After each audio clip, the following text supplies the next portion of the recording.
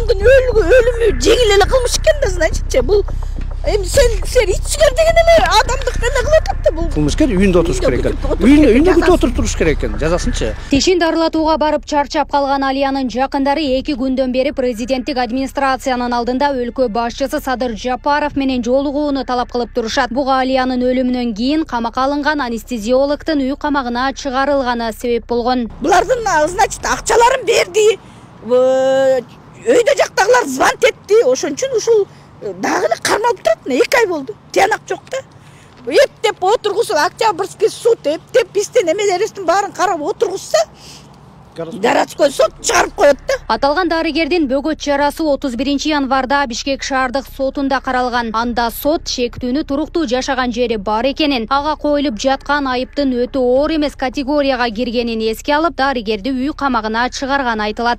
Соттук коллегия сот актысын чыгарууда коюлган айып анча оор эмес кылмыш категориясына таандык экендигин, ага карата камакка алуу түрүндөгү бөгөт коюу чарасын колдонуу үчүн Кыргыз Республикасынын кылмыш жаза процессуалдык кодексинде каралган негиздер жок болгондугун эске алган. Кызыбыздын өлүмү өтө оор эмес категорияга киргидей, ал ит эмес да деген Алиянын үй бүлө мүчөлөрү соттун бул кадамына нааразычылыгын билдиришүүдө. Бирөө өлүп атат да, кичинекей наристе өлүп атат, биз наристеден айрылып атабыз.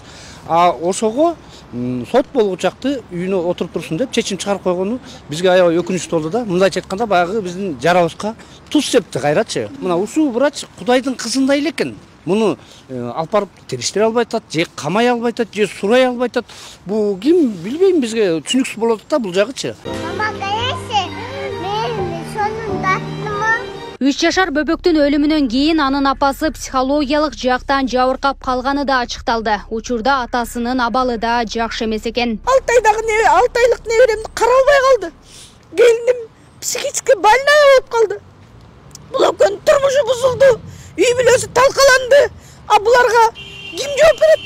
Мына сот ушулардын баарын билип туруп, жашаган жери точно аныкталбай, анан качпайт деп туруп чыгарып койду да. Акыйкаттуулукту издеген жарандар менен өкмөттүн өкүлү Эдил Байсалов жолугушуп, учурда кыздын өлүмү боюнча тергөө иштери уланып жатканын, шектүүлөргө карата толук кандуу чечим чыга электигин белгиледи. Үй бүлөгө түшүндүргөнгө аракет кылдым. Эч ким актаган жери жок аны. Биз да актабайбыз. Биз дагы албетте биз дагы кабыргабыз кырышып турат.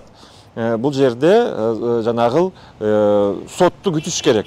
Алар эч жака качып кетпейт. Ага значит жооптуу органдар ага жооп беришет. Эч жака качып кетишпейт алар. Эми анан кийин жанагыл кесилгенден кийин анан кийин жазасын мойну менен тартышат. Маалым болгондой, Алия Кубанычбекова 2023 жылдын 18 декабрында Иса Хунбаев атындагы окуу илимий дарылоо медициналык борборунун анестезиология жана реанимация бөлүмүндө 6 сааттык операциядан кийин чарчап калган. Кыздын өлүмү боюнча кылмыш иши козголуп, анестезиолог камакка алынса, Иса Хунбаев атындагы окуу илимий дарылоо медициналык борборунун директору, бөлүм башчысы, тиш доктор кызматтан бошотулган. Азырында биздин кызматкерлер чалып сураса, комиссияда өзүнүн ишин жыйынтыктай эле экен. Жыйынтыктаса, буйруса биз дагы бир өзүбүздүн көңүл буруу актыларынбы кабыл алабыз да. Мешикке деп айта албайбыз, бир гана тергөө амалдарынын жыйынтыгын караш керек. Андан тышкары соттун адилеттүүлүгүнө караш керек. Белгилей кетсек, 3 жашар кыздын өлүмүнө айыпталып кармалган анестезиологдун үй камагына чыгарылышы жогорку кеңештин депутаттары тарабынан да сынга алынды. Врачты үй камагына чыгарып коюптур да. Наристе өлүп атат, адам өлүп атат. Бул кандай анча оор эмес кылмышка кирет. Ошон үчүн биз эне катары суранабыз, президенттен да суранабыз. Ушуну жеке өзүнүн көзөмөлүнө алып, бул маселени дыккат караш керек. Гүлдана Мумунова, Майрамбек Абдибилал уулу, Регион телеканалы, Бишкек шаары.